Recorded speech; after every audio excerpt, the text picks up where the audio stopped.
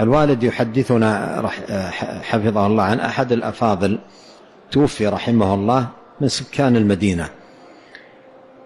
يوم من الأيام ضبط ساعته وتعطلت، فما استيقظ إلا بعد طلوع الشمس، فتألم ألم شديد مع أنه لم يحصل منه تفريط. تألم ألما شديدا لفوات الفجر ذاك اليوم الواحد في حياته، تألم ألما شديدا لذلك.